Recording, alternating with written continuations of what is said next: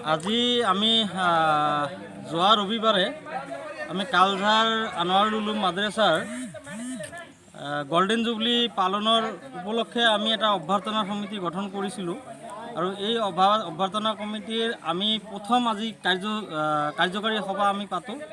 ইয়াতে আমাৰ বিভিন্ন ধৰণৰ বাজেট নিৰ্ধাৰণৰ পৰা আৰম্ভ কৰি আমাৰ বক্তা তাৰপিছত আমাৰ দিন এইবিলাক আমি নিৰ্ধাৰণ কৰোঁ আৰু আগন্তুক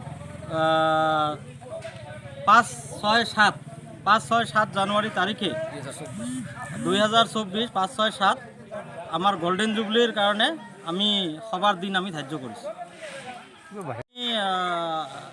মানে ভাৰতৰ বিভিন্ন কোণাৰ পৰা আমি আগৰতলাৰ পৰা বক্তা আনিম বুলি আমি হাউচে ডিচিশ্যন লৈছোঁ আৰু আমি মুম্বাইৰ পৰা বক্তা আনিম বুলি আজি হাউচে ডিচিশ্যন লৈছোঁ।